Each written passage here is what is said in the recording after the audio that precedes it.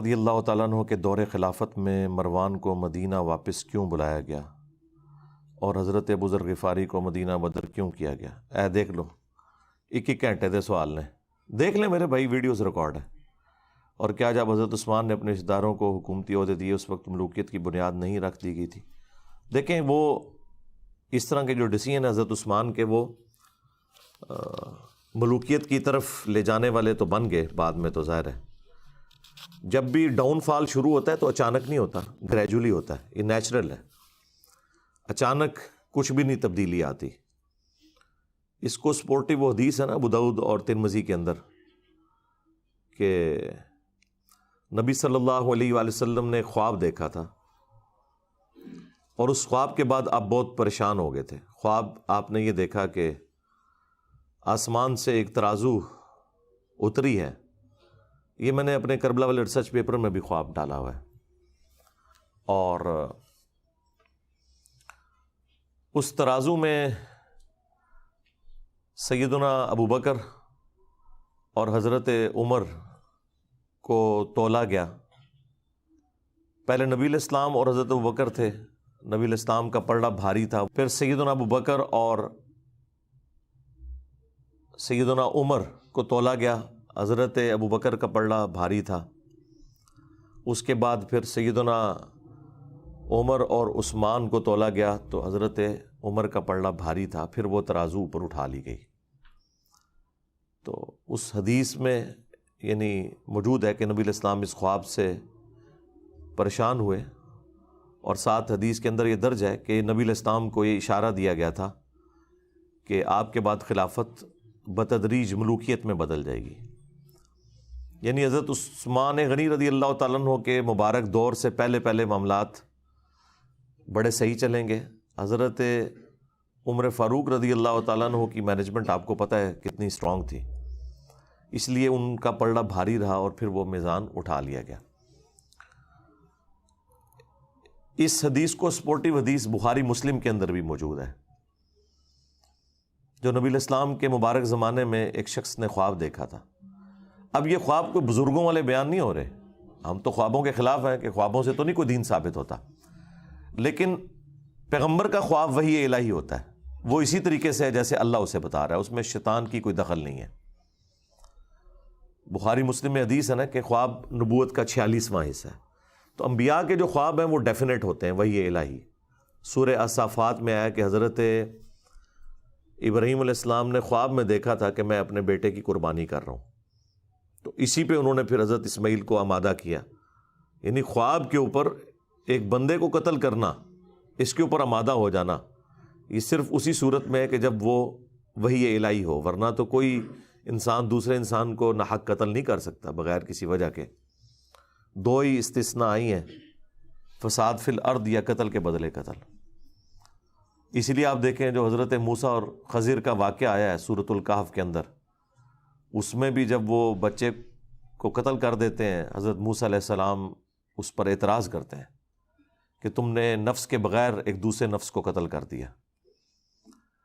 تو وہ تو خیر مسئلہ تقدیر کا ایشو تھا، وہ اللہ تعالیٰ نے فرشتوں کے ذریعے موت لینی ہوتی ہے، چاہے حضرت اسرائیل علیہ السلام آئیں یا ان کے بہاف کے اوپر حضرت خضر وہ ڈیوٹی پوری کریں، اس سے کسی انسان کا دوسرے انسان کو قتل کرنا ثابت نہیں ہوتا۔ تو انبیاء کرام کے جو خواب ہیں وہ وحی الہی ہوتے ہیں۔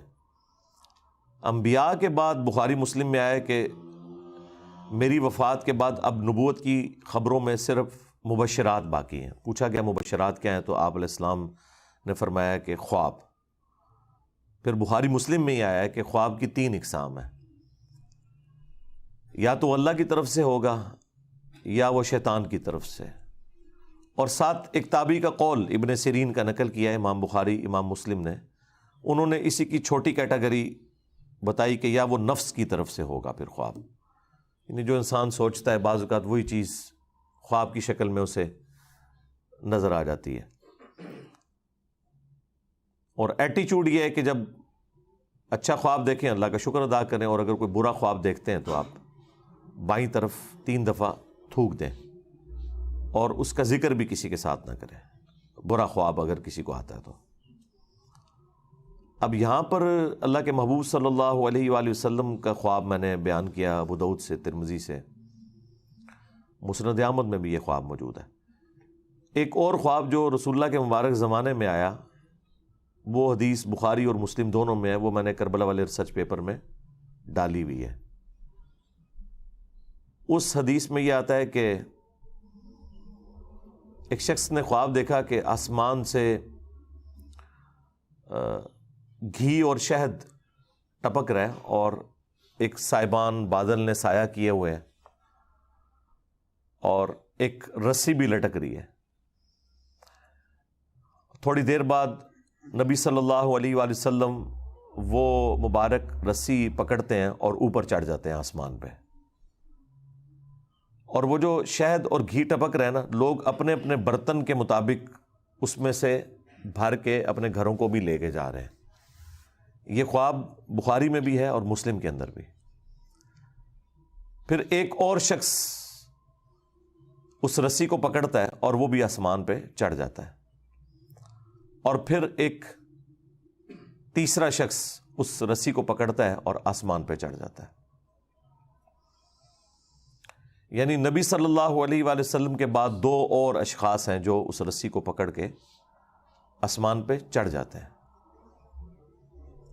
جب چوتھا شخص پکڑتا ہے، یعنی نبی علیہ السلام اور دو اور لوگ اور پھر ایک چوتھا شخص، تو وہ رسی ٹوٹ جاتی ہے۔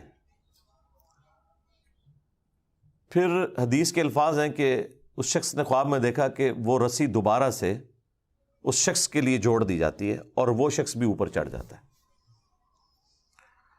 جب یہ خواب سنانے والا نبی علیہ السلام کی بارگاہ میں حاضر ہوا تعبیر پوچھنے کے لیے، تو آپ کی تو مبارک عادت تھی کہ آپ فجر کے بعد خوابوں کی تعبیر ارشاد فرمایا کرتے تھے۔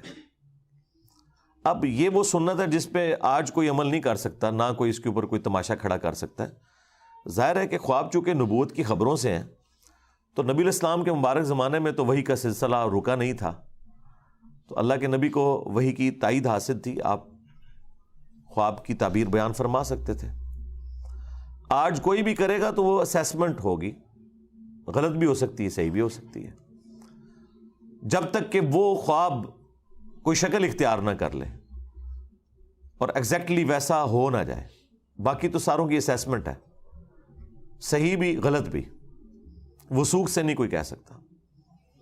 ہم سے بھی لوگ یہاں اکیڈمی میں رابطہ کرتے ہیں، جی یہ خواب آیا، جی تعبیر بتائیں۔ ہم انہیں کہتے ہیں بھائی تعبیر بتانے والا چلا گیا دنیا سے، اس کی قبر مدینے میں صلی اللہ علیہ وآلہ وسلم۔ اس کے بعد جتنے بھی واقعات ہیں وہ تو آپ دیکھیں، اتنے بڑے بڑے تعبیر بتانے والے لوگ مصر کے اندر موجود تھے، لیکن جب اس مصر کے بادشاہ کو خواب آیا تو تعبیر تو حضرت یوسف علیہ السلام نے ہی بتائی ہے نا، اور اس میں قرآن میں واضح ہے کہ اللہ تعالیٰ نے انہیں یہ علم سکھایا تھا۔ تو انبیاء تک تو یہ معاملہ درست ہے۔ اس کے بعد لوگوں نے تب آزمائی کی ہے، کچھ چیزیں ابن سیرین کی طرف منسوب کی ہوئی ہیں، وہ ایک تعبیر الرؤیا کتاب بھی ملتی ہے مارکیٹ کے اندر، ایک تابعی تھے محمد ابن سیرین، ان کی طرف منسوب ایک کتاب ہے، وہ کتاب ہی لوگوں نے رکھی ہوئی ہوتی ہے، وہ آپ بار بار اس میں سے کوئی 8-10 خواب کی تعبیرات بیان کرنا شروع کر دیں روز کی، تو کچھ عرصے بعد آپ اس قابل ہو جائیں گے کہ قرآن و سنت کے مطابق نہیں، اس کتاب کے مطابق آپ لوگوں کو تعبیر بیان کر دیں۔ وہ میں بھی کر سکتا ہوں، لیکن وہ ایک خام خواہ کی تب آزمائی ہے، اس میں سے نکلنا کچھ بھی نہیں ہے۔ تو جب اس شخص نے نبی علیہ السلام کی خدمت میں یہ خواب عرض کیا، اس سے پہلے کہ نبی علیہ السلام اس کی کوئی تعبیر ارشاد فرماتے، سیدنا ابوبکر نے کہا یا رسول اللہ، آپ اگر اجازت دیں تو میں اس کی تعبیر بیان کرتا ہوں۔ تو نبی علیہ السلام نے کہا ٹھیک ہے کرو۔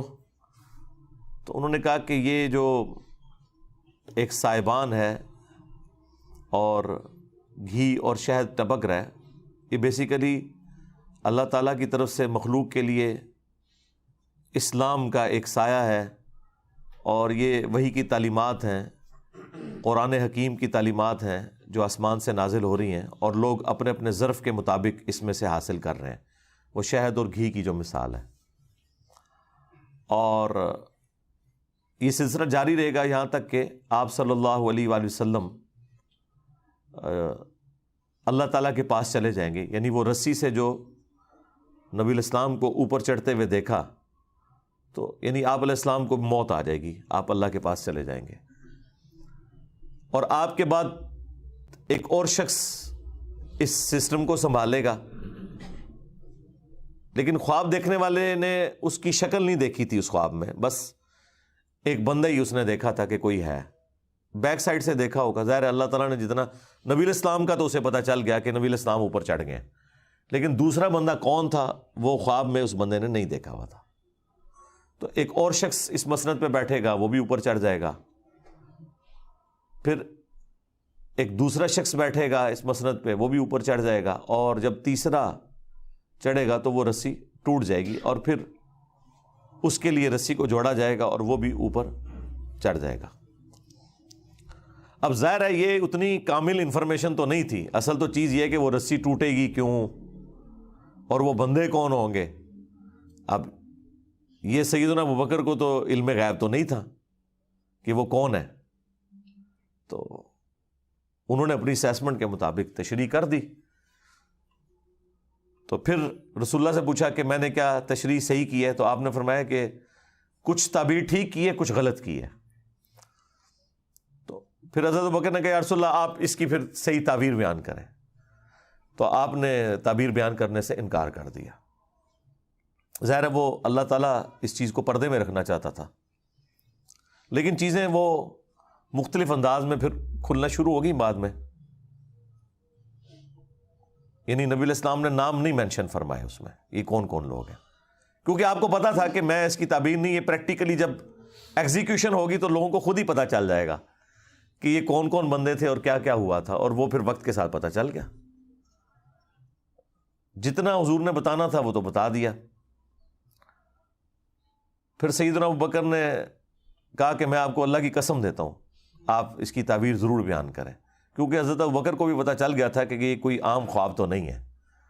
نبی علیہ السلام کے بعد مختلف لوگوں کا اس مسند پہ بیٹھنا, اور 3 بندے ہوں گے, 2 تو صحیح اسی طریقے پہ چل جائیں گے, لیکن تیسرے کی دفعہ رسی ٹوٹ جائے گی. تو یہ کوئی وہ تیسرا جو بندہ ہے نا, وہ اس بندے کے بارے میں پتہ ہونا زیادہ ضروری تھا, جس کو پکڑتے ہی وہ رسی ٹوٹ جائے گی. وہ رسی کیوں ٹوٹے گی, یہ بڑا ایک حیران کن معاملہ تھا. پہلے 2 کا نہ بھی پتہ چلتا, تیسرے بندے کا تو پتہ چلنا چاہیے تھا کہ وہ کون ہے کہ جس کے وہ رسی پکڑتے وہ رسی ٹوٹ گئی ہے, جو کہ پہلے 3 بندوں کی دفعہ نہیں ٹوٹی, نبی علیہ السلام اور 2 اور لوگ. اوورال یہ چوتھا تھا, لیکن رسول اللہ کے بعد جو 3 ہیں ان میں سے یہ تیسرا تھا. تو ظاہر ہے وہ بعد میں پتہ چل کے حضرت عثمان غنی تھے رضی اللہ تعالیٰ عنہ, چونکہ وہ آپ نے پرچی لکھی ہے تو وقت نے تو پھر بتا دیا. ابو داؤد میں, ترمذی میں حدیث ہے, میرے بعد خلافت علی منہاج النبوہ 30 سال تک رہے گی.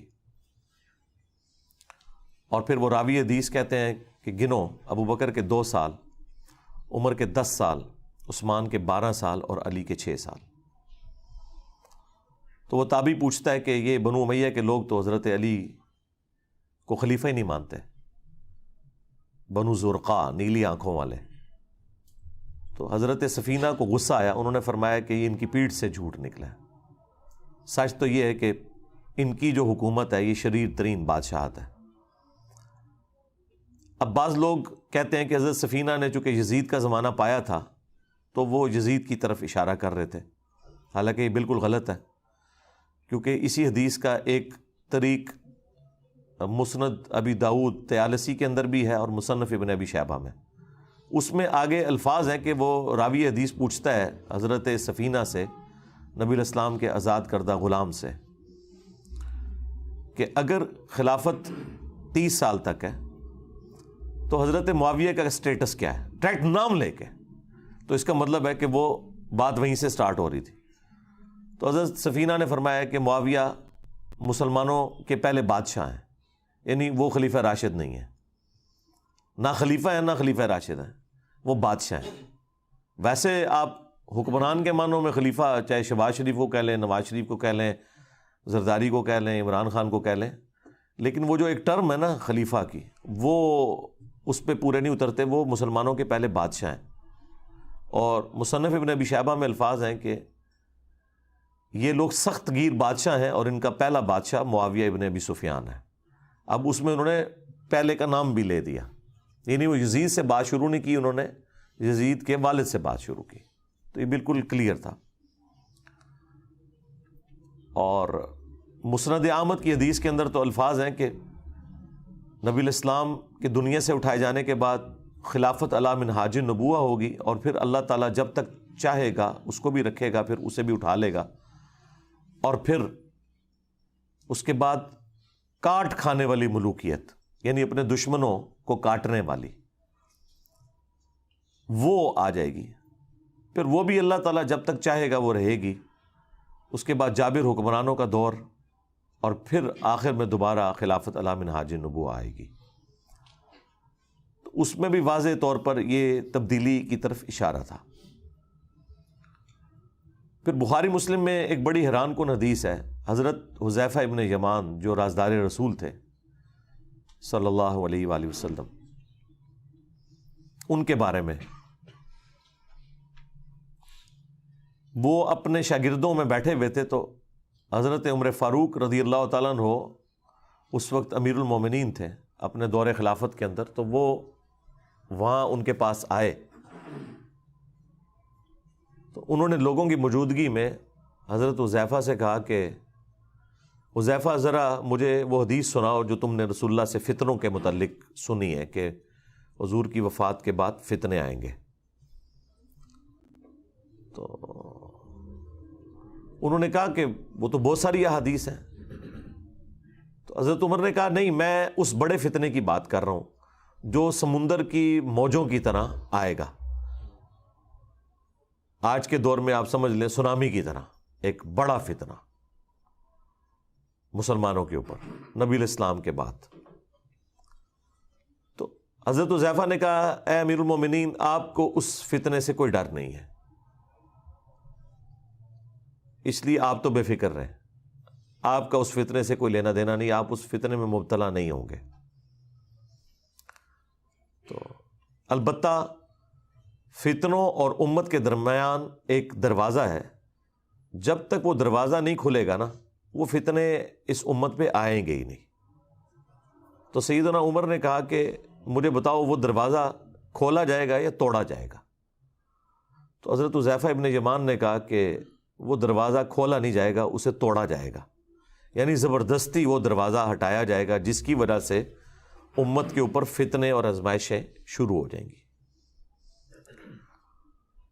تو بس یہ گفتگو کر کے حضرت عمر وہاں سے چلے گئے. اب شاگردوں کو پھر کھلبلی مچ گئی کہ کوڈ ورڈز میں باتیں کر رہے ہیں کہ سمندر کی موجوں کے مانے دیکھ فتنہ آئے گا، ٹھیک ہے جی، اور وہ ایک دروازہ ہے جسے توڑا جائے گا، کھولا نہیں جائے گا. تو آبویس ہے کہ جو پاس لوگ بیٹھے تھے انہوں نے کہا حضرت یہ آپ لوگ آپس میں جو معرفت کی باتیں کر رہے ہیں یہ ہمیں بھی ذرا بتائیں کہ یہ کیا باتیں آپ آپس میں کر رہے ہیں. تو بخاری مسلم میں الفاظ ہیں، حضرت حذیفہ ابن یمان کہتے ہیں کہ حضرت عمر تو ویسے ہی مجھ سے پوچھ رہے تھے، وہ مجھ سے بہتر جانتے ہیں اس حدیث کے متعلق، اور وہ جو دروازہ ہے نا جسے توڑا جائے گا وہ خود حضرت عمر تھے جنہیں قتل کر دیا جائے گا اور اس امت کے اوپر فتنے شروع ہو جائیں گے. تو یہ حدیث بخاری مسلم کی بالکل واضح ثبوت ہے کہ اس امت پہ جو فتنے ہیں ان کا آغاز سیدنا عمر کی شہادت سے ہوا. یعنی حضرت عمر کے مبارک دور تک مینجمنٹ اتنی سٹرونگ تھی کہ کہیں سے فتنہ داخل نہیں ہو سکا، اور حضرت عمر کی شہادت کے بعد امت میں فتنے شروع ہو گئے. اس لیے وہ مولانا اسحاق صاحب صحیح فرمایا کرتے تھے رحمہ اللہ تعالی کہ حضرت ابو بکر اور عمر کی جو خلافتیں ہیں یہ خلافت محفوظہ ہے، یعنی اسپیشل پروٹیکشن ہے اللہ تعالیٰ کی طرف سے. اور حضرت عثمان اور حضرت علی کی جو خلافتیں ہیں یہ خلافت مفتونہ ہے، یعنی فتنوں کا دور ہے. یعنی خلیفہ برے نہیں تھے، لیکن بہرحال زمانے میں ایسا تغیر لوگوں کے اعتبار سے آ گیا کہ وہ خلافت مفتونہ بن گئی، فتنوں کا دور بن گیا. اب آپ دیکھیں کتنا بڑا ظلم ہے. جو لوگ بھی اس ٹاپک کے اوپر بولتے ہیں نا، چونکہ انہوں نے بنو امیہ کا دفاع کرنا ہوتا ہے تو آپ دیکھیں گے یہ جتنے بنو امیہ کی چاکری کرنے والے لوگ ہیں، خواہ وہ مکاری سے کر رہے ہوں جس طرح علماء دیوبند ہیں، علماء وہابیہ ہیں اہل حدیث، یا علماء بریلویہ، چاہے اپنے بھول پان میں کر رہے ہوں جس طرح کے ڈاکٹر اسرار صاحب، یہ دونوں بنو امیہ پہ پردہ ڈالنے کے لیے ہمیشہ کہتے ہیں کہ مسلمانوں پہ فتنوں کا آغاز حضرت عثمان کی شہادت تھی، تاکہ وہ کربلا کا رخ کسی اور طرف موڑ دیں۔ کربلا کے پیرلل میں انہوں نے حضرت عثمان غنی کو کھڑا کیا ہوا ہے۔ سیدنا عثمان کی شہادت یقیناً مظلومانہ ہے۔ ہم اگر حضرت عثمان غنی رضی اللہ تعالیٰ عنہ کو مظلوم تصور نہ کریں، خلیفہ راشد تصور نہ کریں، تو ہمارا حضرت علی کے حق میں مقدمہ ویسے ہی ختم ہو جائے گا، کیونکہ حضرت علی کو ہم چوتھا خلیفہ راشد جبھی مانتے ہیں جب ہم تیسرا خلیفہ راشد سیدنا عثمان کو مانیں گے۔ لہٰذا ہمیں تو کوئی کلیریفیکیشن دینے کی ضرورت ہی نہیں ہے، ہم تو چاروں خلفاء کو مانتے ہیں، اور ہم رسول اللہ کی اس حدیث کو بالکل اس پہ غیبی ایمان رکھتے ہیں جو آپ نے فرمایا تھا ابو داؤد اور ترمذی میں کہ میرے بعد جو کوئی بھی زندہ رہا وہ بہت اختلاف دیکھے گا، اس اختلاف کے دور کے اندر علیکم بسنتی و سنت الخلفاء الراشدین المہدیین، تم میری سنت اور میرے خلفاء راشدین کی سنت کو مضبوطی سے پکڑ لینا اپنی داڑھوں سے، اور دین میں نئی نئی بدعتوں سے بچنا۔ یہ بدعتیں گمراہیاں ہیں اور یہ گمراہیاں جہنم میں لے جانے والی ہیں۔ اب نبی الاسلام نے خلفاء راشدین کے جو مخالفین ہیں یا ان کے دور کے اندر جو ان کی مخالفت پہ کھڑے ہونے والے لوگ ہیں، بشرطے کہ وہ خلفاء ان کے اس اختلاف کو صحیح نہ مان لیں، اگر وہ خود مان لیں کہ یار یہ ہماری جو مخالفت کر رہا ہے یہ بندہ ٹھیک بات کر رہا ہے، وہ تو الگ بات، لیکن جہاں پہ خلفاء کی جنگیں آ جائیں یا مخالفت اس لیول پہ آ جائے وہ پھر معاملہ الگ ہے۔ تو نبی الاسلام فرمایا کہ تم نے میری اور میرے خلفاء راشدین کی سنت کو لازم پکڑنا ہے۔ اس لیے دیکھیں کہ ہم حضرت ابوبکر صدیق رضی اللہ تعالیٰ عنہ کے مقابلے پر منکرین زکوٰۃ کو، مرتدین کو نہیں درست سمجھتے، سیدنا عمر کے مقابلے پر رومنز اور پرشینز کو نہیں درست سمجھتے، سیدنا عثمان کے مقابلے پر بلوائیوں کو، جن میں سے اکثر صحابہ ہی تھے، ان کی اس ایکٹیویٹی کو جو انہوں نے حضرت عثمان کو شہید کر دیا۔ اب بیچ میں ظاہر ہے کہ وہ اسپیسیفکلی بندہ کون ہے وہ تو بے نظیر کے قاتلوں کا بھی نہیں پتہ چلا، جبکہ اتنے کیمرے موجود ہیں، تو اس وقت تو کوئی کیمرے بھی نہیں تھے، نہ علم غیب اس زمانے میں ہوتا تھا، یہ تو بعد میں دریافت ہوا ہے نا۔ تو لیکن ان کی وہ ایکٹیویٹی کہ حضرت عثمان کی شہادت تک پہنچی، اس میں ہم حضرت عثمان کے مخالفین کو اس ایکٹیویٹی میں غلطی پر مانتے ہیں، اور ان کی طرح مکاری نہیں کرتے کہ اجتہادی غلطی کہتے ہیں، صراحتاً غلطی ہے، فساد ہے، فتنہ ہے۔ لیکن حضرت عثمان اتنے اپ رائٹ تھے کہ بخاری میں 695 نمبر حدیث ہے، جب ساتھیوں نے پوچھا کہ نماز ہمیں فتنوں کا امام پڑھا رہا ہے اور ہمارے امام آپ ہیں، آپ محصور ہو چکے ہیں اپنے گھر میں، اب ہم نماز اس مسجد میں جا کے پڑھیں یا گھر میں ہی پڑھ لیں؟ تو سیدنا عثمان نے کہا کہ نماز ہی تو مسلمانوں میں ایک اجتماعی نیکی کا کام ہے، نیکی کے کاموں میں ساتھ دو، برائی میں ان سے الگ رہو۔ اگر وہ یہودی ہوتے تو حضرت عثمان کیسے کہہ سکتے تھے کہ ان یہودیوں کے پیچھے جا کے نماز پڑھو؟ آج کوئی مسلمان فتویٰ دے گا کہ یہودیوں کے پیچھے نماز ہو جاتی ہے؟ وہ پتہ تھا کہ وہ صلح حدیبیہ کے صحابہ ہیں، ان میں اختلاف رائے بھی درست تھا، مخالفت درست نہیں تھی، اس کا جو ایکسٹریم رزلٹ نکلا وہ درست نہیں تھا۔ بہرحال وہ سارے کا سارا معاملہ تلپٹ ہو گیا۔ اس کے بعد جب سیدنا علی کا دور آتا ہے تو پھر وہی رول چلے گا نا، علیکم بسنتی و سنت الخلفاء الراشدین المہدیین۔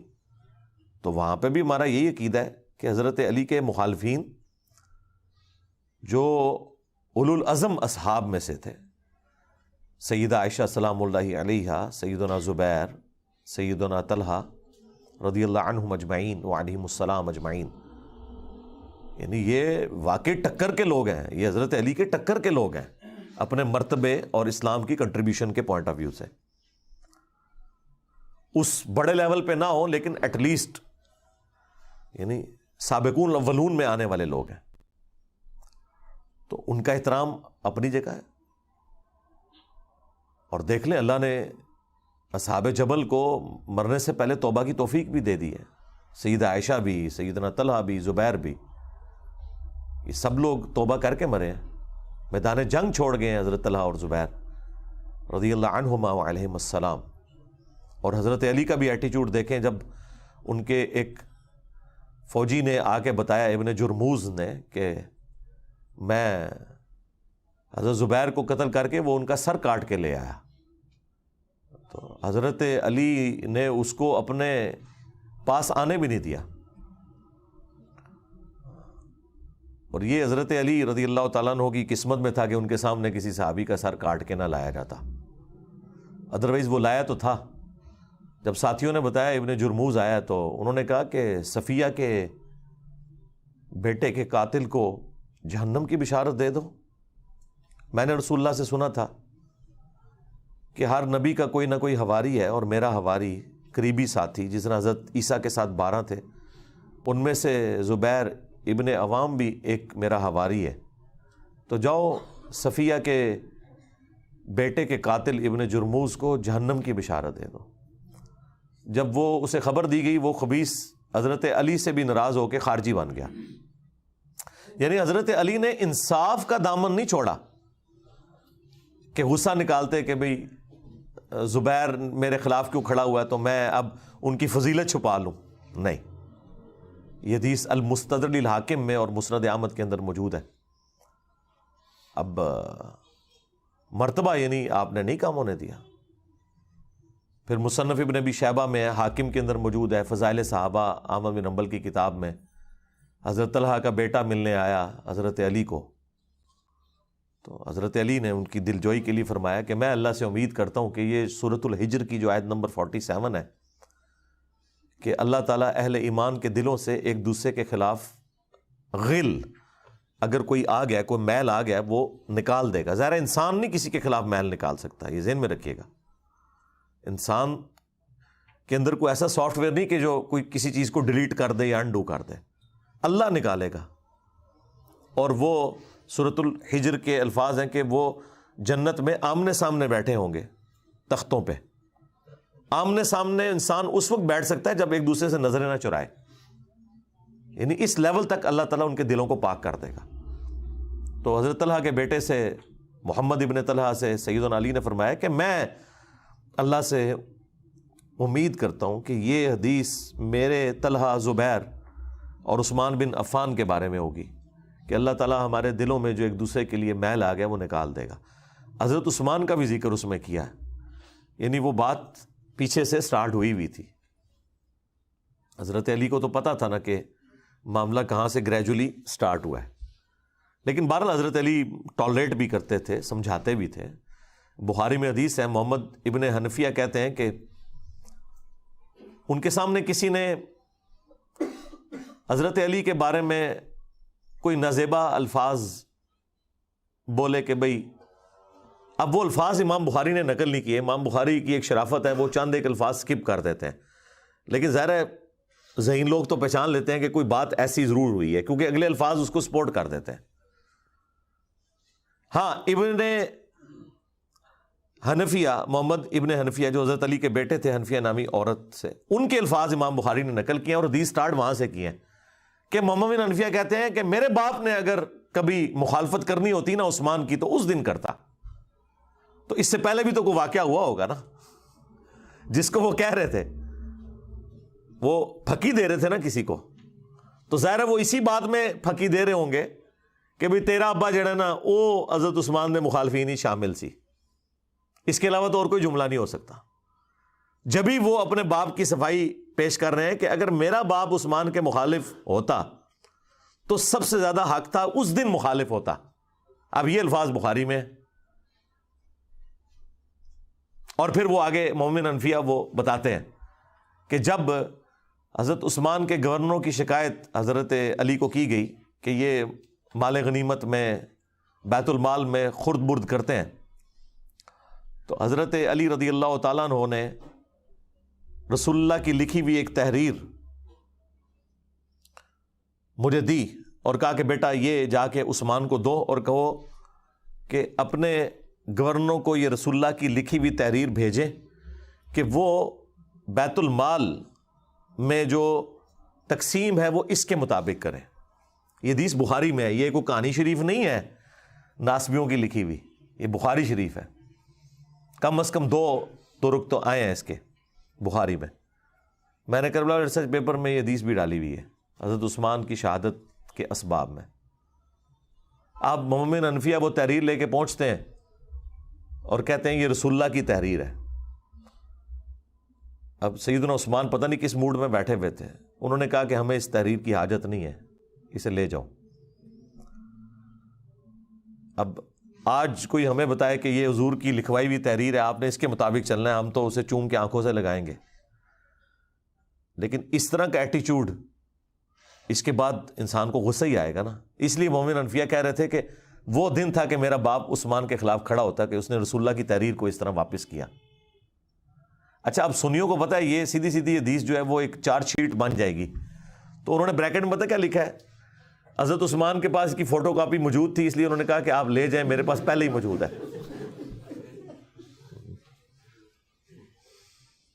تو اندازہ کرو ایک کولوں وچ پایا ہوا ہے. تو اب اگر کسی کو بخاری شریف پڑھ کے بخار چڑھے تو وہ پھر اپنا بخار اسی طرح ہی نکالے گا نا. خیر وہ لیکن حدیث کے الفاظ اس کی حفاظت کر رہے ہیں نا، کہ مومن حنفیہ کہہ رہے ہیں کہ وہ دن تھا کہ میرے باپ کو چاہیے تھا عثمان کے خلاف کھڑا ہوتا کہ اس نے رسول اللہ کی تحریر واپس کی.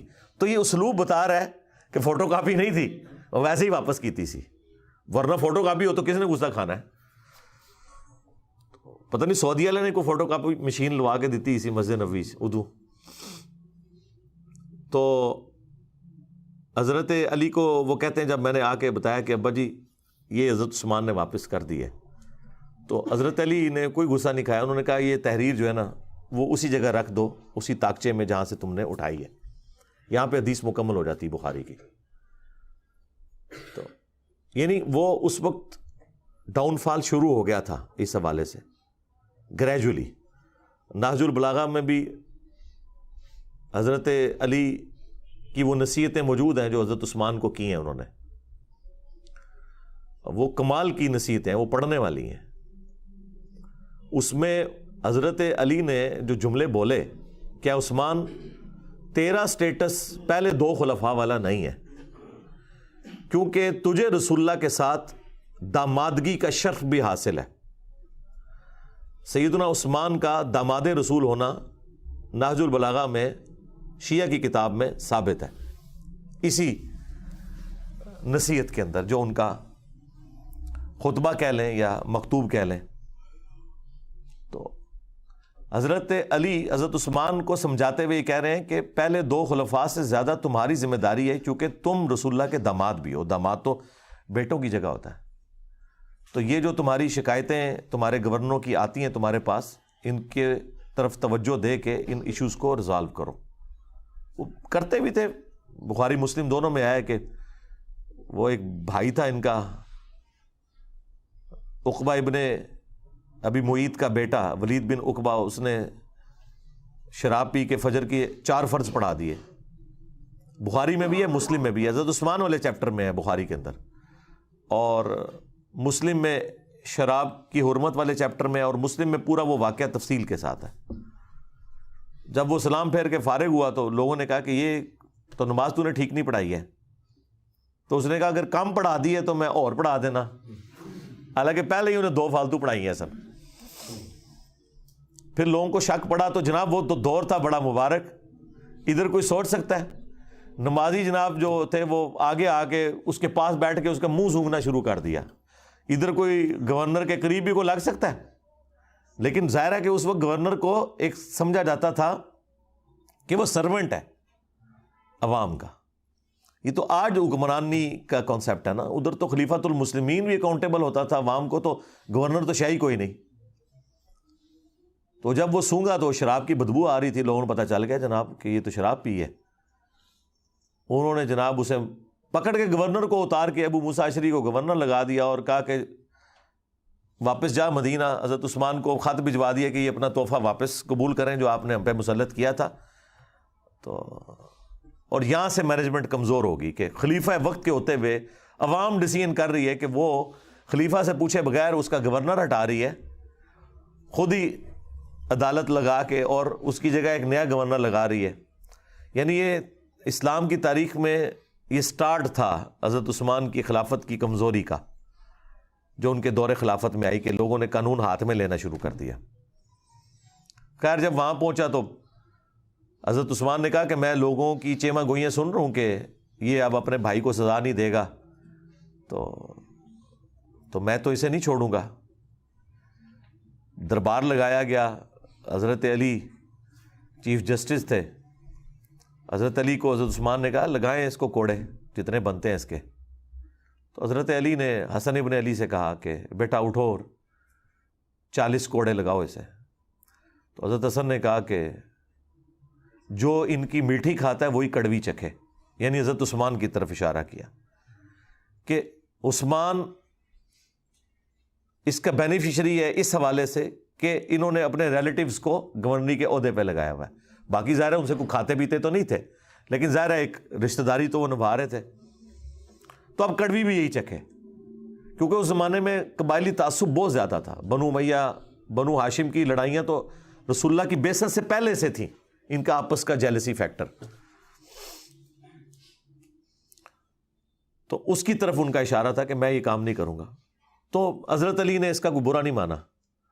حضرت حسن وہاں سے چلے گئے، باپ کی بات نہیں مانی، آپ اندازہ کریں.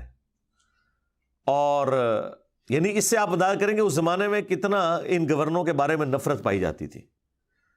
تو مسلم شریف کے الفاظ ہیں، پھر حضرت علی نے اپنے دوسرے بیٹے عبداللہ ابن جعفر، جو بھتیجا بھی لگتا تھا اور بیٹا بھی، بیٹا اس لیے کہ اس کی والدہ کے ساتھ حضرت جعفر کی وفات کے بعد حضرت ابو بکر نے شادی کی تھی، اس سے محمد بن ابی بکر پیدا ہوئے تھے، اور وہ بھی حضرت علی کے زیر کفالت تھے. یہ 2 بیٹے تھے بڑے لاڈلے، محمد بن ابی بکر اور عبداللہ بن جعفر، جو والدہ کی طرف سے تھے. اور عبداللہ بن جعفر کو تو اپنی بیٹی زینب بھی دے دی حضرت علی نے، وہ داماد بھی بنے بعد میں. تو کہا عبداللہ اٹھ اور لگا کوڑے. جب 40 ہوئے تو انہوں نے کہا بس 40 ٹھیک ہیں. رسول اللہ 40 لگواتے تھے، حضرت ابو بکر بھی 40، حضرت عمر نے 80 کر دیے تھے، کیونکہ اس زمانے میں لوگ زیادہ شراب پینا شروع ہو گئے تھے.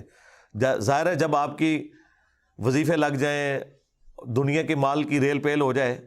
بخاری مسلم میں موجود ہے کہ حضرت عمر کے زمانے میں شراب پینا زیادہ ہو گئی تھی ایز کمپیئر ٹو حضرت ابو بکر کے دور کے. کوئی مال آ گیا تھا، کام کرنے کو کوئی نہیں، تو پھر یہی کچھ ہی ہوگا نا. تو حضرت عمر نے اس کی سزا تعزیراً حضرت علی کے مشورے سے بڑھا کے 80 کوڑے کر دی. وہ قرآن سے ڈیڈکٹ کی تھی کہ جو کسی عورت کے اوپر تہمت لگائے اس کی سزا 80 کوڑے ہے سورہ نور میں. تو حضرت علی نے کہا کہ جو بندہ شراب پیتا ہے وہ پھر ہر بندے پہ تہمت ہی لگاتا ہے، اسے پتہ تو ہوتا ہی نہیں وہ کیا کر رہا ہے.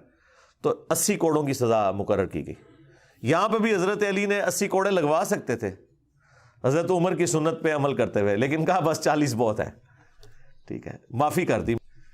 بالوں نے کہا نہیں 40 ہی ٹھیک ہے، مجھے دونوں پسند ہیں. اس سے آپ کو ذرا تھوڑا اس چیز کا اندازہ ہو جائے گا اس زمانے کے اندر جو معاملات چل رہے تھے. تو بیسیکلی یہ سارا کام بنو امیہ کے گورنروں کی وجہ سے بگڑا، جس کی وجہ سے حضرت عثمان بھی پھر شہید ہو گئے. تو اس لیے امت کا پہلا فتنہ جو ہے وہ حضرت عمر کی شہادت ہے، اور امت کا آخری بڑا فتنہ حضرت حسین کی شہادت ہے.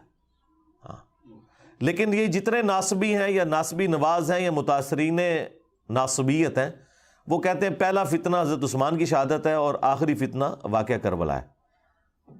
کیونکہ اگر آپ وہاں سے سٹارٹ کرتے ہیں پھر آپ کو بات نہیں سمجھ آئے گی. وہ مولانا ساق صاحب کہتے ہیں پیچھے ٹرو، پیچھے، تو پچھو ٹرنا پڑے گا. تو وہ پیچھے آپ جائیں گے تو پھر یہ چیزیں ہیں. اسی لیے میں نے ایک ویڈیو بھی ریکارڈ ہوئی ہے حضرت عثمان شہید کیوں ہوئے، اس میں اور بھی کافی ساری احادیث ہیں. اب میں اس پہ بولوں فی البدی تو آدھا گھنٹہ 1 گھنٹہ اور لگ جائے گا، چونکہ وہ سوال آپ نے پہلا ایسا رکھا ہے.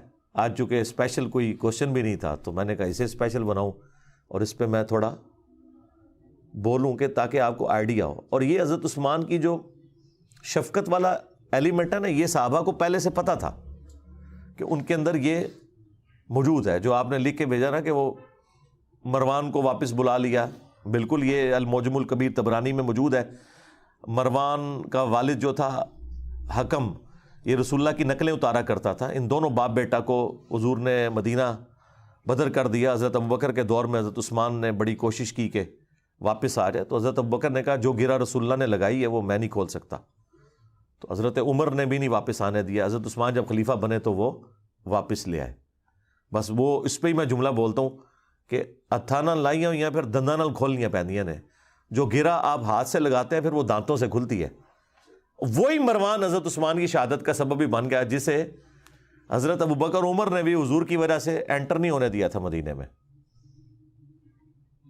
اپنی بیٹی بھی دے دی, اسے داماد بنا لیا. اپنی طرح سے تو نیکی کی کہ شاید یہ انسان کا بچہ بن جائے. اور یہ پورے اخلاص کے ساتھ سیدنا عثمان نے کیا, کوئی بدنیتی نہیں تھی. دیکھیں ایک بندے کا پورا ٹریک ریکارڈ ہے جس کی پوری زندگی قربانیوں سے عبارت ہو, کسی ایک خاص موقع پہ جا کے وہ کچھ مس ہینڈلنگ کر دے. یہ امپلائڈ ہوتا ہے کہ وہ مس ہینڈلنگ کو آپ نے اس کی پوری زندگی کے کریکٹر میں سمجھنا ہے, نہ کہ یہ کہ اس ایک مس ہینڈلنگ کی بنیاد پہ آپ اس کی اسلام کے لیے خدمات کو زیرو سے ملٹیپلائی کرتے ہیں. یہ رافضی کرتے ہیں کہ وہ حضرت عثمان کے چند ڈیسیژنز کو لے کے ان کی پوری زندگی کو اس سے زیرو سے ملٹیپلائی کرتے ہیں.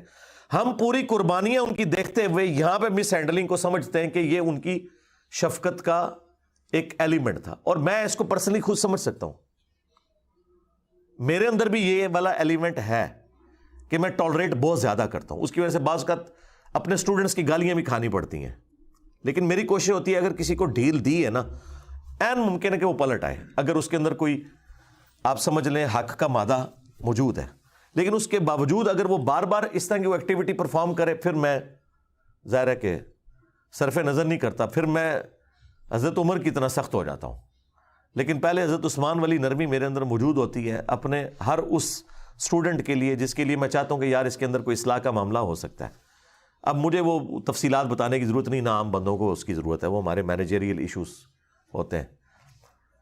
لیکن جب ونس مجھے کلیئر ہو جائے نا, کرسٹل کلیئر, پھر میں حضرت عثمان والا ایٹیچیوڈ نہیں کرتا.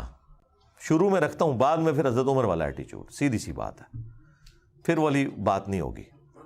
تو یہ مروان ہی پھر اسی نے مور لگائی تھی, آپ کو پتہ ہے, محمد بن ابی بکر اور 300 ساتھیوں کے قتل کا فتویٰ لکھ دیا تھا جب مصر کے گورنر کی شکایت آئی تھی.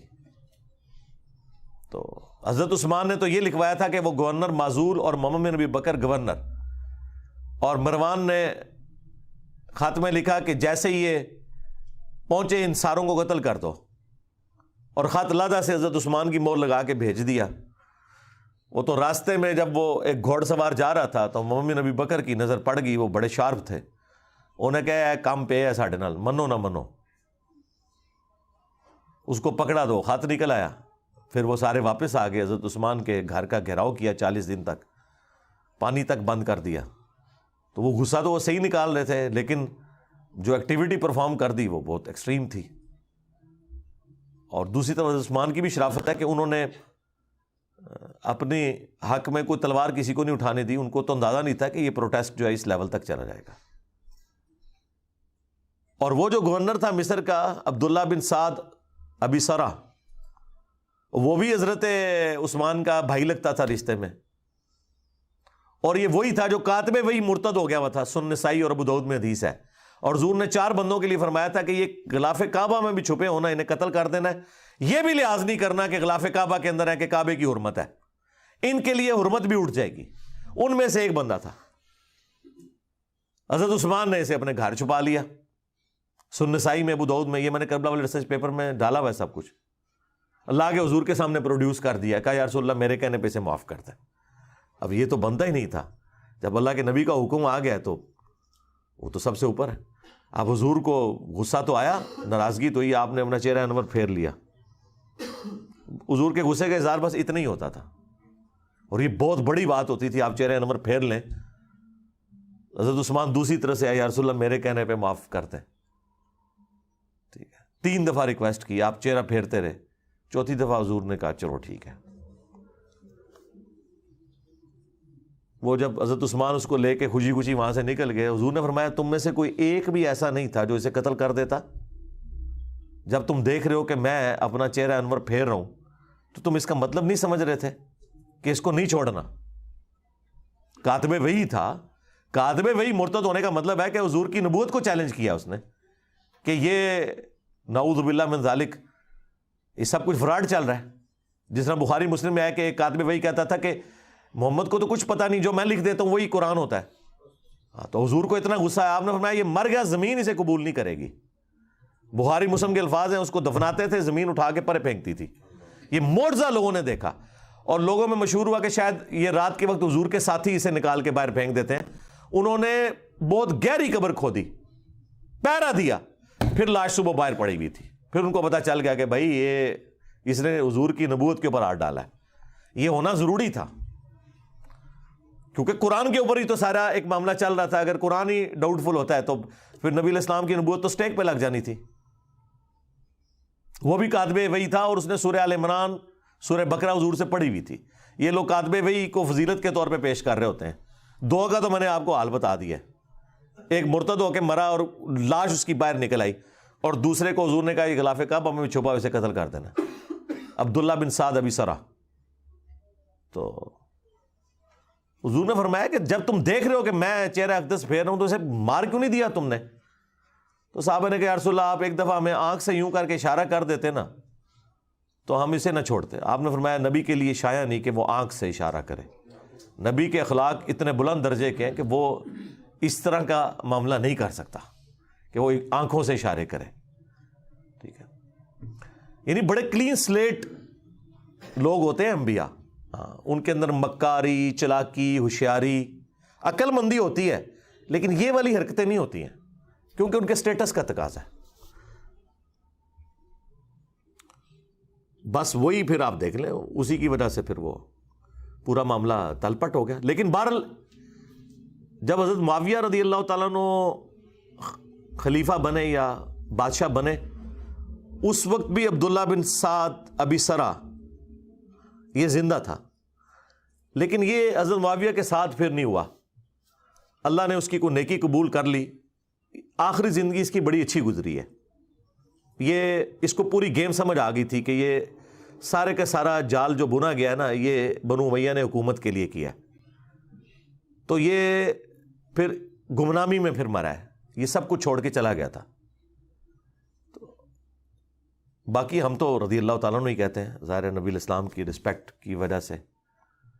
تو اسی لیے مولانا مودودی رحمہ اللہ نے خلافت و ملوکیت میں یہ ساری چیزیں بڑی تفصیل کے ساتھ ڈسکس کی ہیں، اور ہم نے وہ مقدمہ احادیث سے ثابت کیا. یہ سب کچھ احادیث کے اندر لکھا ہے.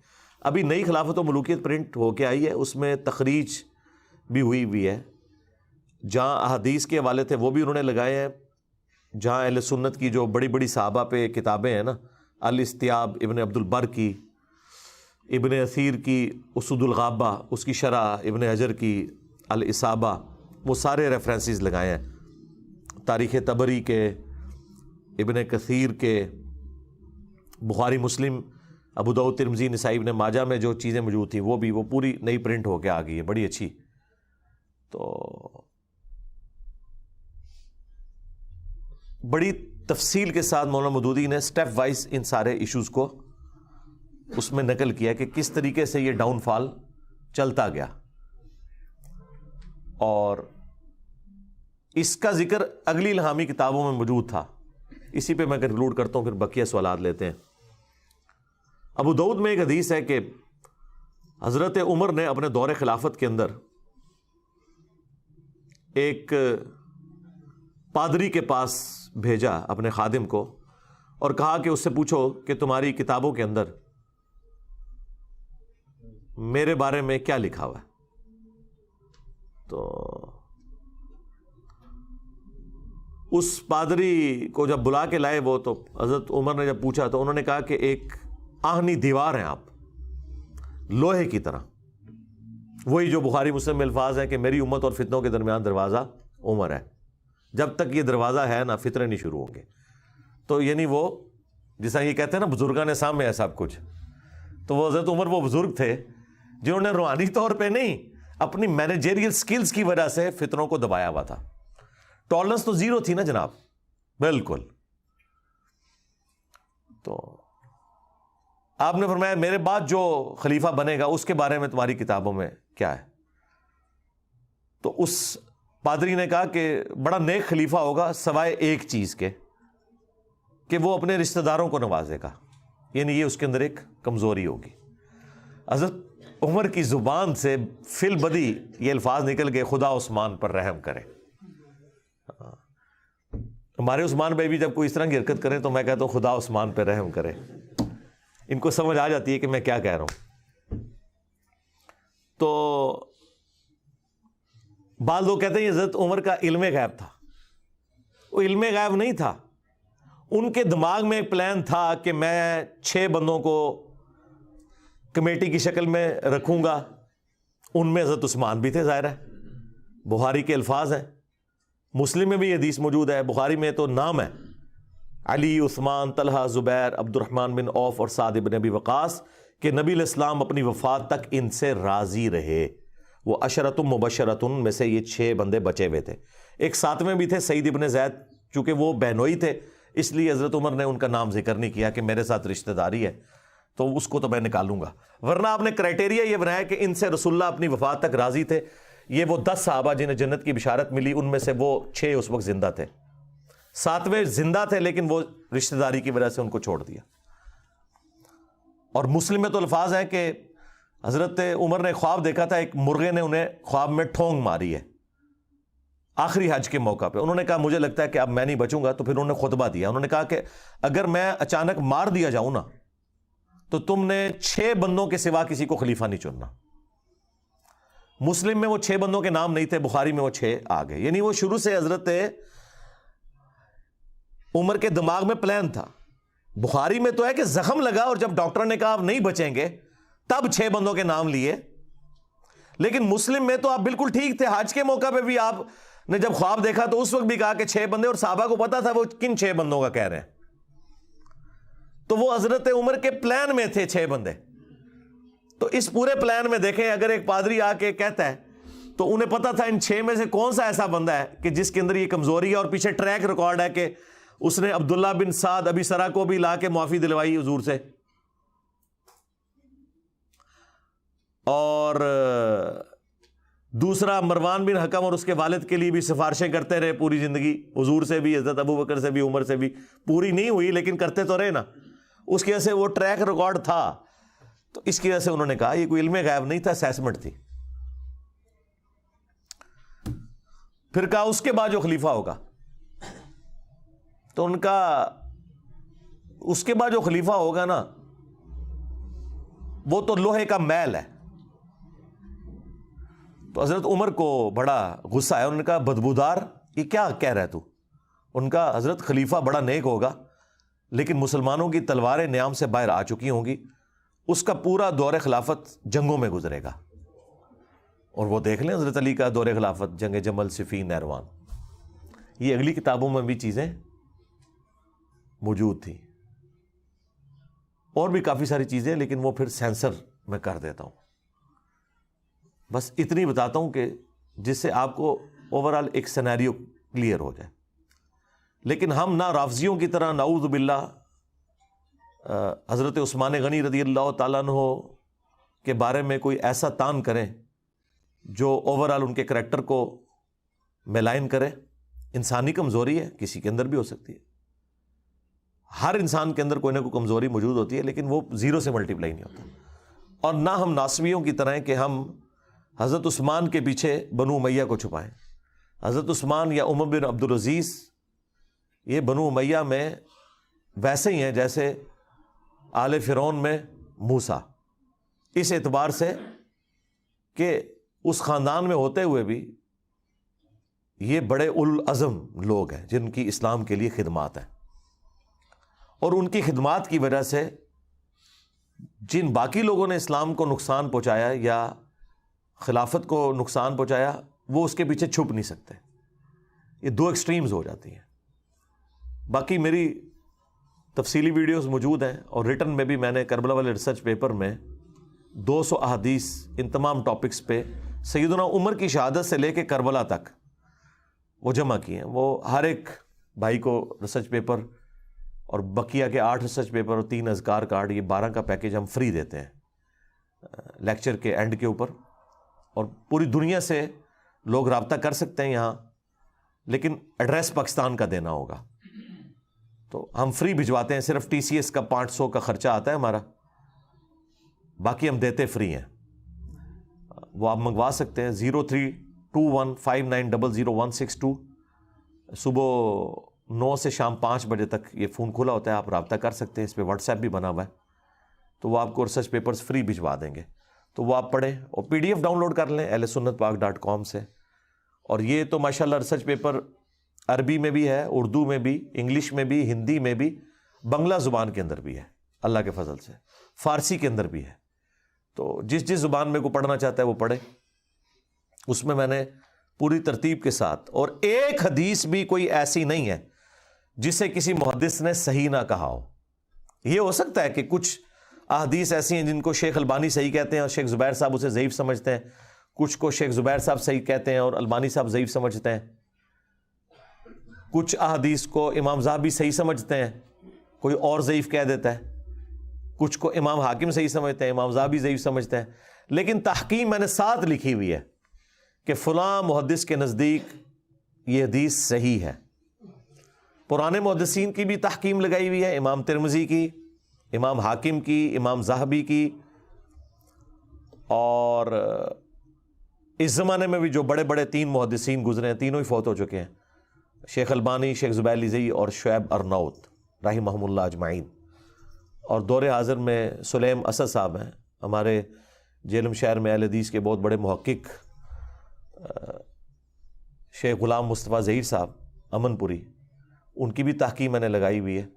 تو جو بڑے بڑے، چونکہ وہ شیخ زبیر صاحب کے شاگرد ہیں، انہی کے اصول کے مطابق وہ تحقیق کرتے ہیں. ان کے اصول کیا ہیں؟ وہ محدثین کے اصول ہیں. تو بہرحال یہ سارے کے سارے معاملات میں نے ایک جگہ ریسرچ پیپر میں جمع کیے ہوئے ہیں. اور آج دیکھیں میں نے پوری گفتگو غامدی اور طارق جمیل سٹائل میں کی ہے، تاکہ کوئی یہ گھلا نہ کرے کہ انجینئر صاحب بڑی سخت زبان استعمال کرتے ہیں. تو دیکھیں میں نے یہ سارے ٹاپک آپ کو آرام سے بھی سمجھا دیے ہیں. جنہوں نے سمجھنے ہوں گے وہ اس سے بھی سمجھ لیں گے، جنہوں نے نہیں سمجھنے وہ اس سے بھی نہیں سمجھیں گے، کیونکہ ان کا مسئلہ کچھ اور ہے. تو مسئلہ یہ نہیں ہے کہ لہجہ سخت ہے یا نرم ہے، مسئلہ یہ ہے کہ بات کے اندر وزن ہے یا نہیں، اس کے اوپر ایمفسائز ہونا چاہیے.